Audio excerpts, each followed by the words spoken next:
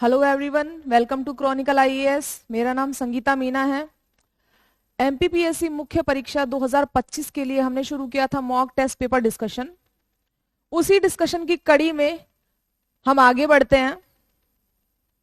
आज हम शुरू करने वाले हैं एमपीपीएससी मुख्य परीक्षा मॉक टेस्ट सामान्य अध्ययन के पहले पेपर का सेक्शन बी। ठीक है, पिछले डिस्कशन में हमने सामान्य अध्ययन प्रथम प्रश्न पत्र का सेक्शन जो ए था, जिसमें भारत और मध्य प्रदेश के इतिहास से प्रश्न पूछे जाते हैं, वो डिस्कस किया। अब इसके बाद हम शुरू करने वाले हैं सामान्य अध्ययन प्रश्न पत्र 1 का सेक्शन बी। सेक्शन बी में कौन से टॉपिक से क्वेश्चन पूछे जाते हैं? तो सेक्शन बी में हमारा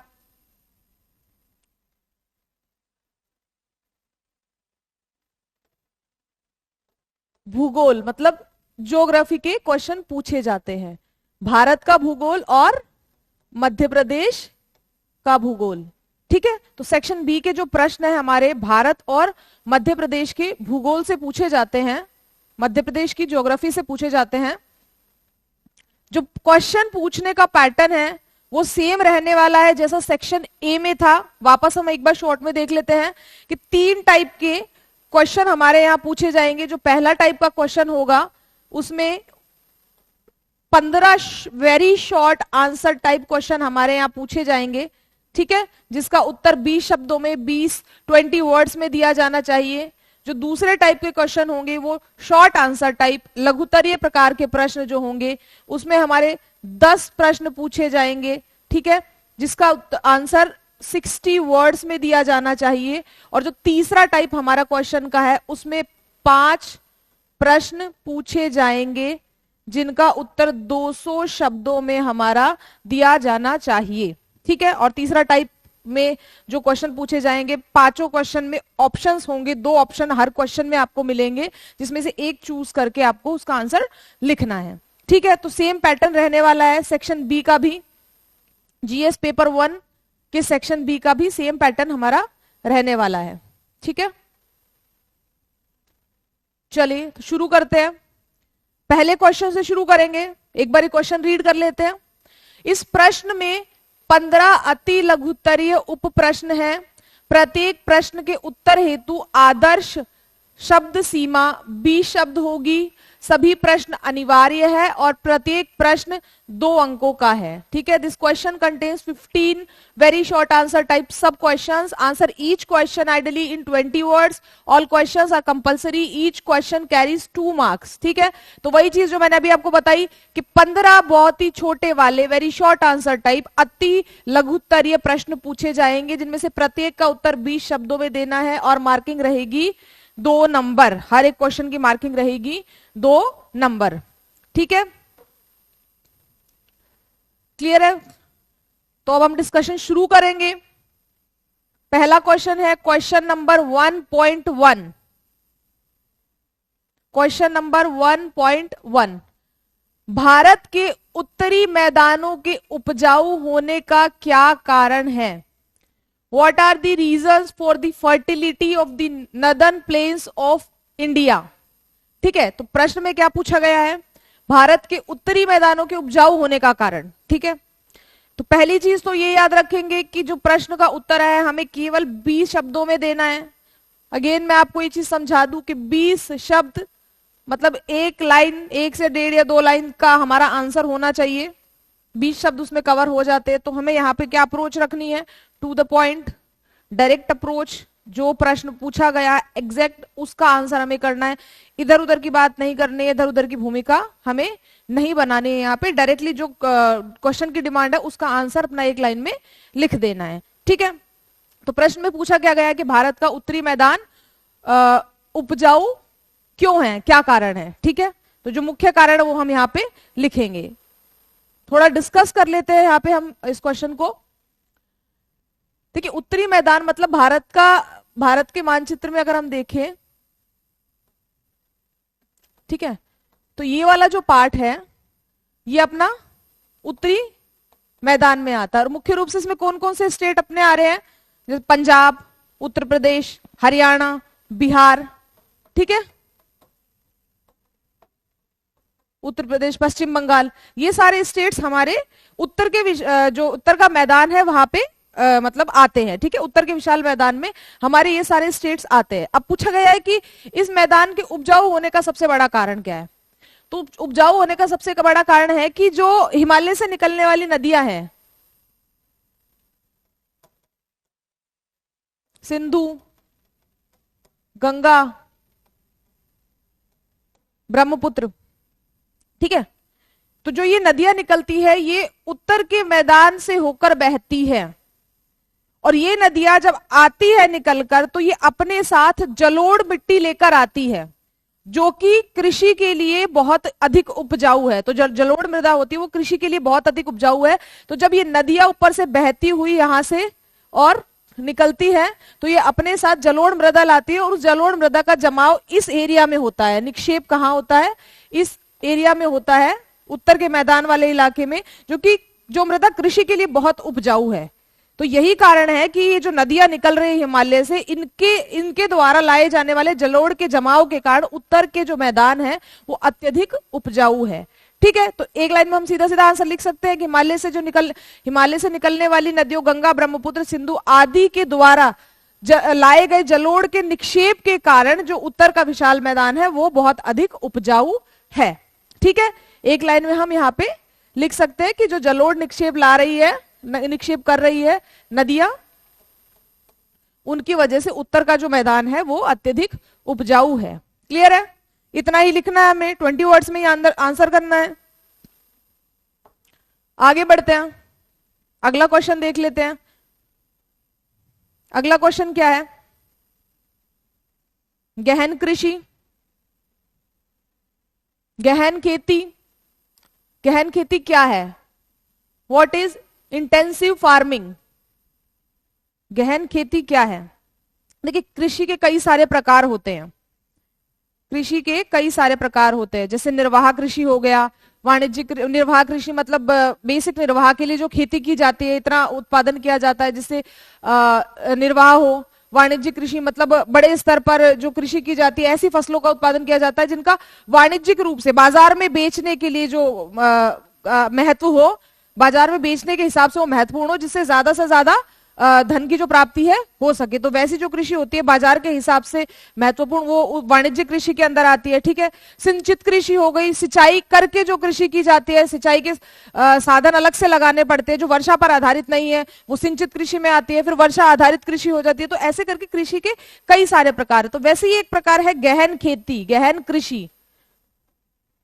तो गहन कृषि का मतलब होता है कि जब जो किसान है या तो जब कृषि की जाती है तो अधिक से अधिक श्रम और पूंजी लगाकर, अधिक से अधिक श्रम और पूंजी लगाकर जब अधिक से अधिक उत्पादन करने के लिए कृषि की जाती है, उसको गहन खेती कहते हैं। मतलब भूमि के एक टुकड़े पर ज्यादा से ज्यादा श्रम लगाकर, ठीक है, और ज्यादा से ज्यादा पूंजी। पूंजी कैसे लगेगी? पूंजी लगेगी जैसे मान लो आप जो मशीनरी है, ट्रैक्टर है, हार्वेस्टर है, ठीक है, या खाद है, ज्यादा उत्पादन करने के लिए, अपने कृषि उत्पादन को ज्यादा बनाने के लिए आप मशीनरी का प्रयोग करें। मशीनरी कैसे आ रही है? पूंजी से आ रही है, पैसों से आ रही है। तो पैसा इन्वेस्ट करके आप ज्यादा से ज्यादा फसल उत्पादन करने की कोशिश कर रहे हो, खाद डाल रहे हो उसमें ताकि उत्पादन ज्यादा हो जाए, ट्रैक्टर से जल्दी काम हो रहा है ताकि उत्पादन में वृद्धि हो। तो जब श्रम का और पूंजी का उपयोग करके किसी क्षेत्र की मतलब खेती में उत्पादन को बढ़ाने की कोशिश की जाती है, ठीक है, तो उस कृषि को बोलते हैं गहन कृषि, इंटेंसिव फार्मिंग, ठीक है। क्लियर है? क्लियर है सभी को? तो जब श्रम और पूंजी का अधिक उपयोग करके उत्पादन को बढ़ाने का प्रयास किया जाता है, ठीक है, अधिकतम जो भूमि क्षेत्र से अधिकतम उत्पादन करने की जो कोशिश की जाती है वो आती है हमारी गहन खेती के अंदर, ठीक है, वो आती है इंटेंसिव फार्मिंग के अंदर। अगला, कृषि वानिकी से आप क्या समझते हैं? कृषि वानिकी क्या है? Agro forestry, what do you understand by agro forestry? Agro forestry क्या है? जब खेती की जाती है तो ऐसे करके खेत है मान लो, तो उसमें पूरा फसल उगाई जाती है, जैसे मान लो गेहूं की फसल हो गई, गन्ने की फसल हो गई, चावल की फसल हो गई, ठीक है, कोई भी बाजरा हो गया, मक्का हो गया, नॉर्मली फसल उगाई जाती है किसी खेत में। और जब एक वन होता है, जैसे मान लो ये तो खेत है और ये वन है, वन में क्या होगा, वन में पेड़ होंगे, अलग अलग तरीके के पेड़ हो सकते हैं, मान लो अमरूद का पेड़ लगा हुआ हो, आम का पेड़ लगा हुआ हो, ठीक है, अलग अलग फलों के पेड़ हो सकते हैं। अगर हम इन दोनों को मर्ज कर दें, खेती को वानिकी के साथ मर्ज कर दे, कि जैसे मान लो खेती कर रहे हैं खेत में, और ये पूरा हमने यहाँ फसल कोई भी गेहूं की या कोई भी फसल लगाई हुई है, इसके बीच बीच में हमने अमरूद के पेड़ भी लगा दिए, ठीक है, इसके बीच बीच में हमने अमरूद के पेड़ भी लगा दिए। तो अब क्या हो रहा है कि पानी जा रहा है फसल के लिए, तो पेड़ों के लिए भी पानी जा रहा है, खाद जा रही है तो इनके लिए भी खाद जा रहा है, एक साथ डबल चीज हो गई ना, कृषि भी हो रही है, वानिकी भी हो रही है, ठीक है, मतलब खेती भी, आप फसल भी उगा रहे हो और साथ में जो वन के जो पौधे होते हैं, पेड़ होते हैं, पौधारोपण होता है, वो भी कर रहे हो बीच में, ठीक है। तो ये जो सारा स्ट्रक्चर होता है खेती करने का, जिसमें आप खेती के साथ साथ जो आप अनाज, जो फसलें, खाद्यान्न फसलों के साथ साथ वृक्षारोपण भी करते हैं, तो ये जो पैटर्न, ये जो पद्धति होती, इसको बोलते हैं कृषि वानिकी, इसको बोलते हैं कृषि वानिकी, ठीक है। और तो सीधा सीधा हम डिफाइन कर देंगे इस चीज को, ठीक है, सीधा सीधा हम इसको डिफाइन कर सकते हैं कि जब कृषि उत्पादों के साथ साथ वानिकी या वृक्षारोपण भी किया जाता है तो उसको कृषि वानिकी कहा जाता है। काफी फायदेमंद होती है दोनों ही तरीके से, इकोनॉमिकली देखा जाए, अगर आर्थिक रूप से अगर देखा जाए तो फायदेमंद है, और पर्यावरणीय रूप से भी, पर्यावरणीय रूप से भी फायदेमंद है।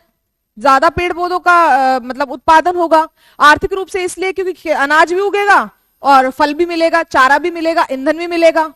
जो पेड़ उगाएंगे हम, उनसे हम फल, चारा, ईंधन, मल्टीपल चीजें ले सकते हैं। अनाज तो उगेगा ही उगेगा, साथ में ये सारी चीजें भी हमें मिलेगी, तो आर्थिक लाभ होगा, प्लस पर्यावरण का भी लाभ होगा, पेड़ ज्यादा होंगे, पर्यावरणीय लाभ हमको होगा, ठीक है, कार्बन छादन नहीं होगा, ठीक है। उसके बाद जो ये पेड़ लगाते हैं बीच में, तो ये जो फसल है उसकी वृद्धि के लिए भी लाभदायक है। तो एक से अधिक हमें इस कृषि वानिकी के लाभ भी मिलते हैं, लेकिन हमारा क्वेश्चन जो है उसमें सिर्फ हमें ये डिफाइन करना है कि कृषि वानिकी एक्चुअली है क्या। तो जब कृषि उत्पादों के साथ साथ हम वानिकी या पौधारोपण भी करते हैं तो वो चीज कृषि वानिकी के अंतर्गत आती है, ठीक है।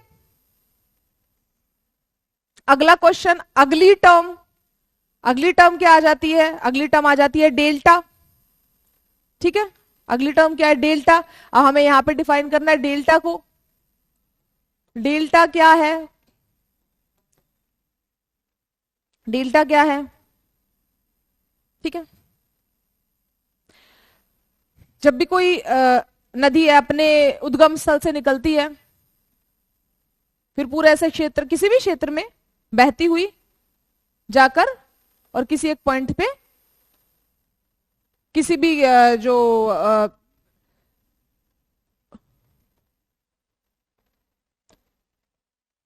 जल स्रोत है उसमें मिल जाती है। जैसे मान लो हिमालय से कोई भी नदी निकली, गंगा निकली है, ब्रह्मपुत्र निकली है, सिंधु निकली है, ठीक है, ये बहेगी, गंगा इधर बहेगी, ब्रह्मपुत्र इधर से बहेगी, सिंधु इधर बहेगी, ठीक है। यहां पे बीच में आके इनकी सहायक नदियां भी मिलती जाएगी, ठीक है। और एक पॉइंट पर आकर गंगा नदी, जैसे हम गंगा नदी का एग्जांपल ले तो इधर बंगाल की खाड़ी में गिर जाएगी। ब्रह्मपुत्र नदी की बात करें, ये भी यहां बंगाल की खाड़ी में आकर गिर जाएगी। सिंधु नदी की अगर हम बात करें तो ये इधर पाकिस्तान की तरफ से होते कराची में गिर जाएगी, सॉरी कराची क्या, अरब सागर में गिर जाएगी, अरब सागर में मिल जाएगी जाकर, ठीक है। तो जब ये नदियां मुहाने पर जाकर किसी भी खाड़ी या फिर किसी भी सागर में जाकर गिरती है, तो जो उनका लास्ट मुहाना, लास्ट वाला जो पॉइंट होता है, ठीक है, वहां पर ये नदियां, जो भी जलोढ़ इनके साथ लाया गया, जलोढ़ मृदा, अभी भी हमने जो डिस्कस किया था कि ये नदियां अपने साथ कंकड़, पत्थर और उपजाऊ मिट्टी लेकर आती है, ठीक है। जलोढ़ लेकर आती है, तो उस जलोढ़ को अपने साथ बहाकर लेकर आती है, और जब ये गिरने वाली होती है पानी में, तो वहां पर ये अपने पूरे जलोढ़ को ऐसे, यहां गिर रही है, ऐसे पूरे जलोढ़ को फैलाती हुई सागर में गिर जाती है। ठीक है, तो उस टाइम पे जो ये अपने जलोढ़ को पूरा प्रसारित करते हुए बिछा देती है, निक्षेप कर देती है, और लगभग ऐसे त्रिभुजाकार आकृति बन जाती है, त्रिभुजाकार आकृति बन जाती है अपने जलोढ़ को फैलाते हुए, और सागर में गिर जाती है। जैसे गंगा नदी हो गई, ब्रह्मपुत्र नदी हो गई बंगाल की खाड़ी में गिरते समय, या सिंधु नदी हो गई अरब सागर में गिरते समय, तो सेम चीज होती है। ऐसे फैल जाएगा इनका पूरा जलोढ़, और उसके बाद ये सागर में गिर जाएंगी। ठीक है, तो ये जो त्रिभुजाकार आकृति है, ये जलोढ़ से निर्मित जो त्रिभुजाकार आकृति है, उसको बोलते हैं डेल्टा। ठीक है, उसको क्या कहा जाता है? डेल्टा। ठीक है, तो बेसिकली डेल्टा क्या है कि डेल्टा नदियों के मुहाने पर, नदियों का मुहाना मतलब जहां भी कोई नदी किसी सागर से मिल रही है, किसी सागर में गिर रही है, नदियों के मुहाने पर जलोढ़ से निर्मित त्रिभुजाकार आकृति। ठीक है, नदियों के मुहाने पर निर्मित, जलोढ़ से निर्मित त्रिभुजाकार आकृति क्या है? डेल्टा है। और ये काफी उपजाऊ होते हैं। जैसे जो ये मैंग्रोव वन हम देखते हैं, ये वही नदियों के मुहाने पर जो ये डेल्टा बना हुआ है, वही हम मैंग्रोव वन देखने को हमें मिलते हैं। ठीक है, लेकिन हमें हमारे आंसर में सिर्फ डेल्टा को डिफाइन करना है। तो नदियों के मुहाने पर जलोढ़ को निक्षेपित करती हुई जो नदियां त्रिभुजाकार आकृति बनाती है, उसे क्या कहा जाता है? उसे डेल्टा कहा जाता है। ठीक है, क्लियर है?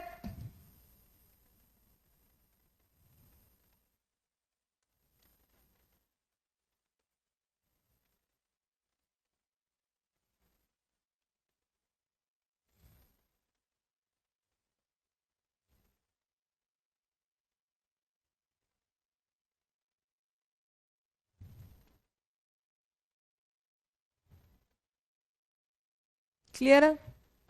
अगला है गंडक परियोजना। गंडक परियोजना क्या है, समझ लेते हैं। ये तो बिल्कुल फैक्चुअल क्वेश्चन है कि गंडक परियोजना के बारे में अगर हमें बताना है, तो गंडक नदी पर है। ठीक है, गंगा की सहायक नदी है, गंगा की सहायक नदी है, इसको नारायणी नदी भी कहा जाता है। ठीक, इसको नारायणी नदी भी कहा जाता है। और ये जो परियोजना है गंडक नदी परियोजना, ये जो परियोजना है, ये बिहार, उत्तर प्रदेश और नेपाल की संयुक्त परियोजना है। नेपाल की संयुक्त परियोजना है, और नेपाल के सूरतपुरा में यहां इससे जल विद्युत का उत्पादन किया जाता है। ठीक है, नेपाल के सूरतपुरा में इससे जल विद्युत का उत्पादन किया जाता है। ठीक है, बिहार में एक जगह पे भैंसेलोतन करके एक जगह है, भैंसेतोलन करके एक जगह है वाल्मीकि नगर में। ठीक है, वहां पर इस नदी पर बांध भी बनाया गया है। तो गंडक जो परियोजना है वो बिहार, उत्तर प्रदेश और नेपाल की संयुक्त परियोजना है, और नेपाल के सूरतपुरा में इससे जल विद्युत का उत्पादन किया जाता है। सिंपल 20 शब्दों में हमारा क्वेश्चन का आंसर बन जाएगा। ठीक है, क्लियर है? तो डायरेक्ट अप्रोच रखनी है, डायरेक्टली जो पूछा गया हमने उसका आंसर कर दिया। ठीक है, अगले क्वेश्चन की तरफ चलते हैं। अगला क्वेश्चन है प्रश्न 1.6, क्वेश्चन नंबर 1.6। नाइट्रोजन स्थिरीकरण क्या है? What is nitrogen fixation? ठीक है, तो अब हमें यहां पे डिफाइन करना है नाइट्रोजन फिक्सेशन को, नाइट्रोजन स्थिरीकरण को। ठीक है, तो क्या अप्रोच रहेगी हमारी इसमें? हम लिख देंगे डायरेक्ट डेफिनेशन, सीधी परिभाषा लिखेंगे नाइट्रोजन स्थिरीकरण की क्या है। पहले समझ लेते हैं कि नाइट्रोजन स्थिरीकरण है क्या। देखिए,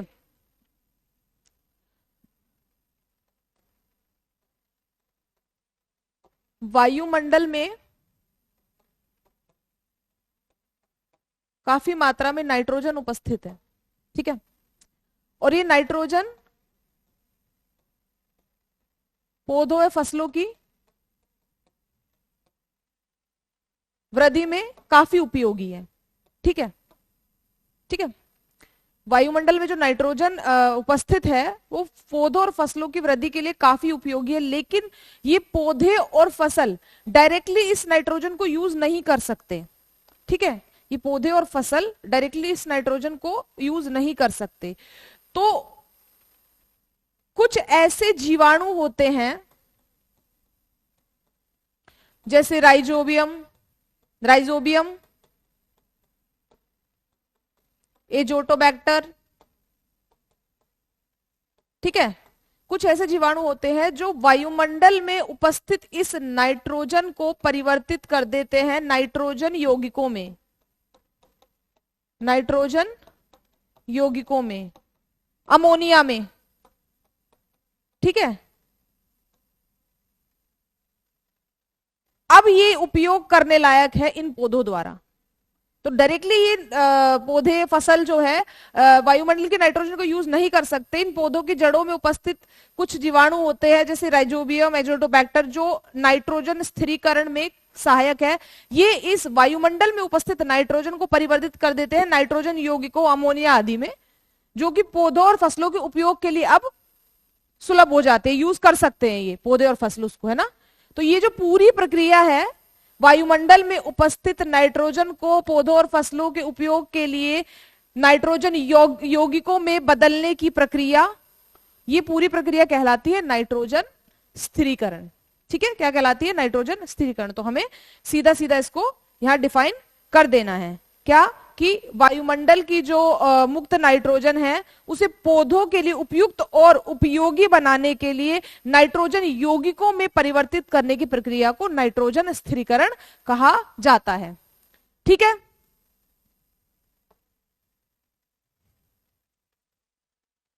क्लियर है सभी को? अगला क्वेश्चन है, अगला क्वेश्चन है रोहतांग ला। अगला क्वेश्चन है रोहतांग ला, क्वेश्चन नंबर 1.7, रोहतांग ला या रोहतांग दर्रा या फिर रोहतांग दर्रा। रोहतांग दर्रा क्या है? दर्रा क्या है सबसे पहले तो ये देखते हैं। जो पहाड़ी क्षेत्र होता है तो दो पहाड़ों के बीच में गुजरने का एक सकरा सा रास्ता बोल लो या दो पहाड़ों के बीच में एक गैप बोल लो, ठीक है, बोल सकते हैं, रास्ता बोल सकते हैं। तो दो पहाड़ों के बीच में जो एक सकरा सा रास्ता निकलता है, गैप निकलता है, उसको दर्रा कहा जाता है, ठीक है, उसे दर्रा कहा जाता है। और यहां हम बात कर रहे हैं रोहतांग दर्रे की, यहां हम बात कर रहे हैं रोहतांग दर्रे की। तो रोहतांग दर्रा कहां पर है? हिमाचल प्रदेश में, हिमालय में, ऑब्वियसली हिमालय की कौन सी श्रेणी में? पीर पंजाल में। हिमालय की कौन सी श्रेणी में? पीर पंजाल में, ठीक है।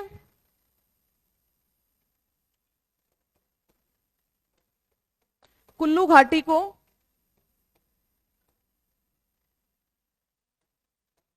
स्पीति से जोड़ता है, कुल्लू घाटी को स्पीति और लाहौल से जोड़ता है, ठीक है। तो रोहतांगला क्या है? रोहतांगला हिमाचल प्रदेश में स्थित दर्रा है जो हिमालय की पीर पंजाल श्रेणी में स्थित है, ठीक है। और ये कुल्लू घाटी को हिमाचल प्रदेश में स्थित लाहौल और स्पीति से जोड़ता है, ठीक है। वेरी सिंपल, सीधा सीधा हमें यहाँ पे इसका डेफिनेशन दे देना है, बता देना है। अगला क्वेश्चन है भारतीय खाद्य सुरक्षा एवं मानक प्राधिकरण, भारतीय खाद्य सुरक्षा एवं मानक प्राधिकरण, food safety and standards authority of India, FSSAI, food safety and standards authority of India, ठीक है, यहां डिफाइन करना है हम इसको। तो पहली चीज तो नाम से ही समझ में आ रही है कि ये जो है क्या करता है, फूड सेफ्टी और स्टैंडर्ड्स देखता है। ये जो निकाय है या ये जो संस्था है, इसका काम क्या है कि हमारे देश में फूड सेफ्टी कैसी है, जो भी खाने के प्रोडक्ट बन रहे हैं, क्या वो अपनी गुणवत्ता को मेंटेन कर रहे हैं। ऐसा तो नहीं कि कोई भी कंपनी किसी भी तरीके का खाद्य पदार्थ बना दे रही है जो आम जनता के लिए हानिकारक है, सेफ्टी स्टैंडर्ड्स को वो फॉलो कर भी रही है या नहीं कर रही है। वो सारी चीजें देश में देखने का काम क्या कौन करता है, FSSAI। ठीक है, कौन करता है, FSSAI। और कब स्थापित हुआ था, 2008 में। कब स्थापित हुआ था, 2008 में। ठीक है, खाद्य संरक्षा एवं मानक प्राधिकरण अधिनियम के तहत इसकी स्थापना हुई थी। ठीक है, तो जो FSSAI है वो क्या है, वो भारत में फूड सेफ्टी और स्टैंडर्ड्स को मेंटेन करने वाला एक सांविधिक निकाय है, विधि के माध्यम से निर्मित निकाय है। ठीक है, क्लियर है। Next, red data book. Red data book क्या है,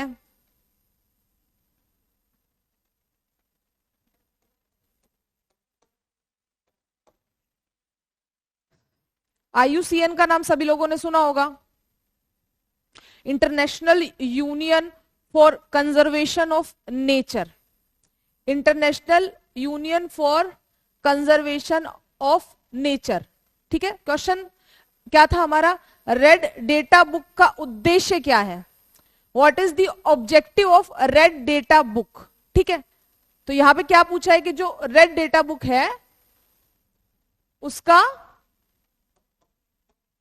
उद्देश्य हमें बताना है कि क्यों क्यों रखी गई है। वो जारी कौन करता है रेड डेटा बुक, या जारी मेंटेन कौन करके रखता है रेड डेटा बुक को, IUCN, international union for conservation of nature. ये एक संस्था है, ये इंटरनेशनल लेवल पे एक संगठन है जो रेड डेटा बुक को मेंटेन करता है। ठीक है, ये संस्था क्या करती है, ये निकाय क्या करता है, ये वैश्विक स्तर पर जैव विविधता का संरक्षण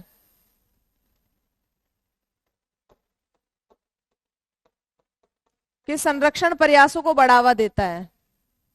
ठीक है, के संरक्षण प्रयासों को बढ़ावा देता है। ठीक है, वैश्विक स्तर पर जैव विविधता के संरक्षण प्रयासों को बढ़ावा देता है। उसी दिशा में ये काम करता है, एक बुक मेंटेन करके, एक लिस्ट मेंटेन करके रखता है, रेड डेटा बुक। इस पूरी बुक में IUCN ऐसी प्रजातियों को मेंशन करके रखता है, या ये ऐसी प्रजातियों की सूची होती है जिनको उनके संरक्षण के आधार पर डिवाइड किया गया है अलग अलग कैटेगरी में। ठीक है, तो जितनी भी प्रजातियां होती है वैश्विक स्तर पर, उनको शामिल करके उनकी कैटेगरी बनाई गई है कि किस प्रजाति को कितना संरक्षण दिया जाने की जरूरत है। कि भाई मान लो कोई प्रजाति है, उसकी जो सदस्य है, कोई भी जीव जानवर हो गया, उसकी जो जीव के सदस्य है प्रजाति के बहुत कम बचे हैं, तो उसको ज्यादा प्रोटेक्ट करना जरूरत है, ज्यादा प्रोटेक्ट करने की जरूरत है। या फिर कोई ऐसी प्रजाति है, कोई ऐसा जानवर है जो अभी बहुतायत मात्रा में जो संख्या में अभी उपलब्ध है, उपस्थित है पृथ्वी के ऊपर, तो उसको कंपैरेटिवली कम प्रोटेक्शन की जरूरत है। ठीक है, तो ऐसे करके ये एक डेटा मेंटेन करके रखती है जिसमें कई सारी कैटेगरीज होती है, जैसे एक्सटिंक्ट इन वाइल्ड, क्रिटिकली एंडेंजर्ड, कि जैसे मान लीजिए एक्सटिंक्ट का मतलब क्या है कि कोई भी प्रजाति खत्म हो गई है पृथ्वी पर से, पहले थी अब नहीं है, एक्सटिंक्ट हो चुकी है, तो मतलब उसको अब वो किस कैटेगरी में डाल देंगे, एक्सटिंक्ट वाली में डाल देंगे। क्रिटिकली मतलब कोई ऐसी प्रजाति है जिसकी जो सदस्यों की संख्या बहुत कम बची है, बहुत कम, उनको बहुत ज्यादा संरक्षित किए जाने की, प्रोटेक्ट किए जाने की जरूरत है, उसको किस में डाल देगी, क्रिटिकली इंडेंजर्ड में डाल देगी। ठीक है, कोई ऐसी प्रजाति है जिसके सदस्य अभी हैं अब कई सारे पृथ्वी पर, लेकिन ऐसी संभावना है कि भविष्य में इनके लिए खतरा हो सकता है, तो उसे किस में डाल दिया, वल्नरेबल में डाल दिया। ठीक है, सुभेद्य में डाल दिया कि अभी है पर फ्यूचर का पता नहीं, अगर ऐसे ही इनका शिकार होता रहा या ऐसे इनके मतलब जो इनके प्रोटेक्शन के लिए अगर कोई स्टेप्स नहीं लिए गए तो ये क्रिटिकली एंडेंजर्ड में भी जा सकती है, एक्सटेंड भी हो सकती है। ठीक है, तो ऐसे करके एक पूरी कैटेगरी मेंटेन करके रखती है, ऐसे पूरी एक लिस्ट मेंटेन करके रखती है जो होती है रेड डेटा बुक। कौन मेंटेन करके रखता है, IUCN। तो बेसिकली रेड डेटा बुक का उद्देश्य क्या है, IUCN द्वारा जारी की गई रेड डेटा बुक का उद्देश्य जैव विविधता के संरक्षण के संबंध में दिशा निर्देश देना है कि किस प्रजाति को किस लेवल पे प्रोटेक्ट या कंजर्व किया, उसका कंजर्वेशन किया जाना चाहिए। ठीक है, तो क्या उद्देश्य है कि जो जैव विविधता के संरक्षण के लिए दिशा निर्देश देती है ये रेड डेटा बुक, जिसको IUCN द्वारा जारी किया जाता है। ठीक है, अगला सुपोषण। सुपोषण क्या होता है, यूट्रोफिकेशन। यूट्रोफिकेशन, सुपोषण, अगर नाम से हम अब इसको डिफाइन करना है हमें, ठीक है, 20 शब्दों में इसके बारे में लिखना है, पर पहले हम समझेंगे कि सुपोषण होता क्या है। सुपोषण नाम सुनने में पॉजिटिव साउंड कर रहा है, नाम सुनने में पॉजिटिव साउंड कर रहा है कि सुपोषण, अर्थ क्या है इसका थोड़ा सा ही समझ लेते हैं, लेकिन ये है नहीं एक्चुअली। ठीक है, ये खतरनाक चीज है, हानिकारक चीज है। जलीय जो निकाय है उन सबके लिए, जो जलीय निकाय है, वाटर बॉडीज होती है, उसके लिए सुपोषण एक हानिकारक टर्म है, हानिकारक चीज है। कैसे, सुपोषण का मतलब क्या होता है, देखिए जब भी कोई, जैसे मान लीजिए कोई एक उद्योग है जिसमें फर्टिलाइजर्स बन रहे हैं, खाद बन रही है, ठीक है, उससे मान लीजिए कि जो उस उद्योग से कुछ भी अगर निकल रहा है, मान लो फास्फोरस निकल रहा है, नाइट्रोजन निकल रहा है, और वो बहकर जा रहा है पास वाले किसी जल निकाय में, पास में कोई भी जल निकाय, कोई झील, तालाब, किसी भी तरीके का कोई जल निकाय है, वाटर बॉडी है, वो उसमें जा रहा है, तो अब होगा क्या कि ये जो पोषक तत्व हैं जो उस उद्योग से निकल रहे हैं, या कोई पशु है, पशुओं का जो पशुओं की वजह से जो खाद वगैरह बन रही है वो अगर उस जल निकाय में जा रही है, उसकी वजह से होगा क्या कि इस जल निकाय के अंदर जो शैवाल होंगे, इस जल निकाय के अंदर जो शैवाल होंगे, आपको देखने को मिलती, काई जो देखने को आपको मिलती है वो शैवाल होते हैं, वो क्या होगा, उनको बहुत ज्यादा मात्रा में पोषक तत्व मिलने लगेंगे। तो जिस गति से वो ग्रोथ कर रही है उससे ज्यादा गति से वो ग्रोथ करने लग जाएगी। ठीक है, क्योंकि बहुत ज्यादा पोषक तत्व मिल रहे हैं। तो एक टाइम ऐसा आएगा कि ये शैवाल बढ़ते बढ़ते इतनी ज्यादा बढ़ जाएगी कि जो पूरा जल निकाय है उसको पूरे तरीके से कवर कर लेगी। ठीक है, पूरे जल निकाय को अच्छे से कवर कर लेगी, क्योंकि बहुत सारा पोषक तत्व उनको मिल रहा है। ठीक है, न्यूट्रिएंट्स मिल रहे हैं उनको, इसी वजह से वो बहुत ज्यादा वृद्धि करने लग जाएगी। हो सकता है शैवाल विषैली भी हो कोई। ठीक है, तो ऐसे सिचुएशन में होता क्या है कि अब अगर मान लो पूरे जल निकाय को शैवाल ने कवर कर लिया है, तो उस जल निकाय के अंदर जो भी जीव जंतु रह रहे हैं, क्या उनको ऑक्सीजन मिलेगी? क्योंकि ऑक्सीजन के लिए तो पूरा एरिया ब्लॉक हो चुका है। पानी में ऑक्सीजन अगर वो लेते तो उनको भी तो एक जगह चाहिए ना जहां से वो ऑक्सीजन ग्रहण कर सके। लेकिन अगर शैवाल इतना बढ़ गया है कि उसने पूरे जल निकाय को प्रॉपर्ली कवर कर लिया है, सारा ऊपर वाला सरफेस है जो ब्लॉक कर दिया है, तो अब उस जल निकाय के अंदर जो भी मछलियां, जो भी जीव जंतु है, वो सारे उनको ऑक्सीजन मिलना बंद हो जाएगी। या कोई शैवाल ऐसा है विषैला है, ठीक है, तो वो क्या करेगा, पूरे पानी को पॉल्यूटेड कर देगा। तो अब होगा क्या कि उस जो जल निकाय में जो भी जीव जंतु, जलीय जीव जंतु रह रहे हैं, वो धीरे धीरे खत्म होने लग जाएंगे, उनकी मृत्यु हो जाएगी। ठीक है, तो जल निकाय खराब हो जाएगा, उजड़ जाएगा एकदम। ठीक है, तो ये जो पूरी प्रक्रिया है ये आती है हमारी सुपोषण की, कि जो ये उद्योगों से या किसी भी तरीके से जो ये पोषक तत्व अधिक मात्रा में निकल कर जल निकायों में चले जाते हैं, जिससे शैवालों की अत्यधिक वृद्धि हो जाती है, जो नेगेटिव इंपैक्ट डालता है किसी भी जल निकाय पर, वो आता है हमारा सुपोषण के अंतर्गत। ठीक है, तो सुपोषण एक ऐसी प्रक्रिया है, सुपोषण एक ऐसी प्रक्रिया है जिसके अंतर्गत किसी भी जल निकाय में पोषक तत्व की अत्यधिक वृद्धि हो जाती है। किसी भी जल निकाय में पोषक तत्वों की अत्यधिक वृद्धि हो जाती है जो वहां के जलीय जंतुओं के लिए हानिकारक सिद्ध होती है। ठीक है, तो यह है अपना सुपोषण। ठीक है, तो ऐसे एक लाइन में हम इसको डिफाइन कर देंगे। अगला क्वेश्चन है प्रश्न 1.11, क्वेश्चन 1.11, माही नदी का उद्गम कहां से होता है? Where does the Mahi river originate? ठीक है, तो प्रश्न में क्या पूछा गया है कि माही नदी कहां से निकलती है। तो सीधा सा आंसर देने वाले हम इसका कि माही नदी मध्य प्रदेश के धार जिले में विंध्य पहाड़ियों से निकलती है। ठीक है, सीधा आंसर इसका क्या रहेगा? माही नदी मध्य प्रदेश के धार जिले में विंध्य पहाड़ियों से निकलती है। एडिशनल इंफॉर्मेशन की बात करें तो माही नदी मध्य प्रदेश, राजस्थान और गुजरात राज्यों में होकर बहती है और खंबात की खाड़ी से होती हुई जाकर अरब सागर में मिल जाती है।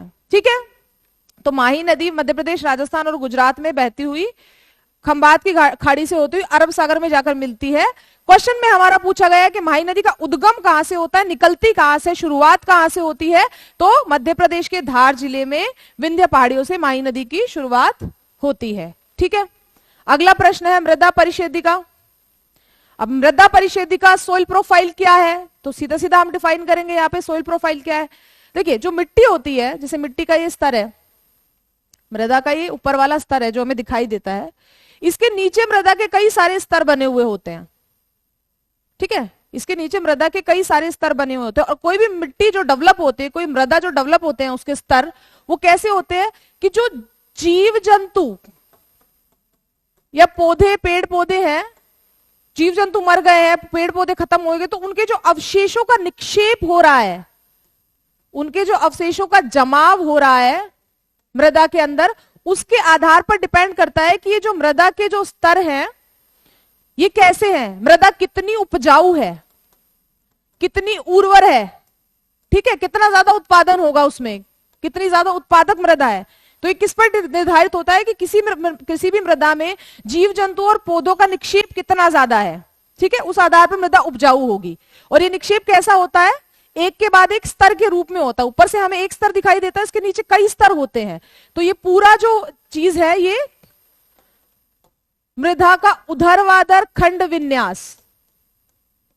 ऊर्ध्वाधर मतलब है ऊपर से नीचे जो खंड विन्यास है, जो खंड बने हुए होते हैं, जो खंड बने हुए होते हैं ऊपर से नीचे, वो पूरा जो विन्यास, वो जो पूरा पैटर्न है कि कैसे कैसे स्तर बने, उस आधार पर मृदा कितनी उपजाऊ है, कितना ज्यादा निक्षेप है, तो ये पूरा चीज क्या कहलाती है? मृदा परिशेदिका, सोइल प्रोफाइल। तो कोई भी मिट्टी कैसी है, कितनी उपजाऊ है, कितनी उर्वर है, ये जानने के लिए हम देखते हैं उसका सोइल प्रोफाइल कैसा है, उसके स्तर जो अलग अलग बने हुए हैं उसमें जमाव कैसा है, अवशेषों का कैसा निक्षेप है, तो वो कितनी उपजाऊ है। ठीक है, अगले क्वेश्चन पे आ जाते हैं। अगला प्रश्न है किसान मानधन योजना। किसान मानधन योजना, किसान मानधन योजना क्या है?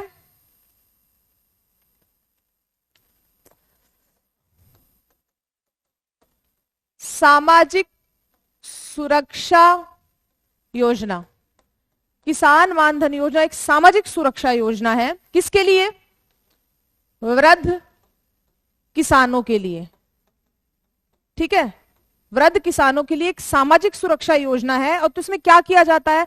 वृद्ध किसानों को पेंशन प्रदान की जाती है। 60 वर्ष की आयु के बाद उन्हें पेंशन दी जाती है।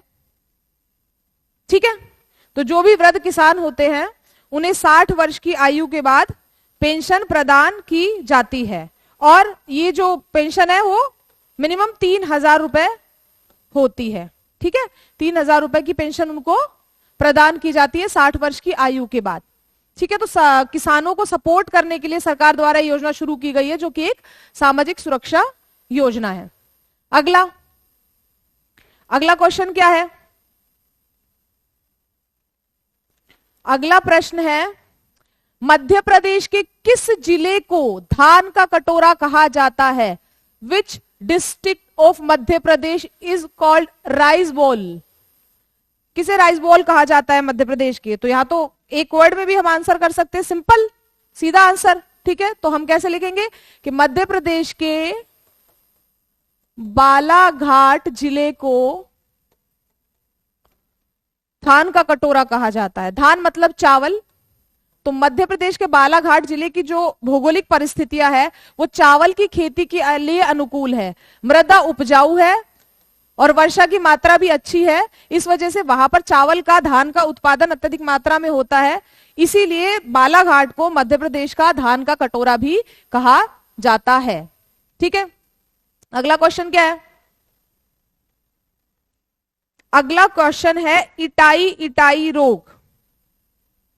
इटाई इटाई रोग, ठीक है, तो ये डिस्कस कर लेते हैं इटाई इटाई रोग के बारे में। क्या है इटाई इटाई रोग? इटाई इटाई रोग में किडनी खराब हो जाती है और हड्डियां कमजोर हो जाती है। हड्डियां कमजोर हो जाती है, ठीक है, पेन, दर्द करने लगती है। ठीक है, किडनी खराब हो जाती है, हड्डियां खराब हो जाती है, दर्द करने लगती है, कमजोर हो जाती है। किसकी वजह से होता है ये?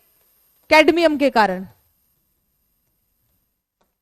कैडमियम के संकेंद्रण के कारण, बॉडी में कैडमियम के संकेंद्रण के कारण जो किडनी फेलियर और जो हड्डियां है, बोन्स है, जो वो कमजोर हो जाती है, और वो लक्षण है इटाई इटाई रोग के। तो इटाई इटाई रोग कैडमियम की अधिकता के कारण होता है। ज्यादातर जो ये औद्योगिक मजदूर होते हैं,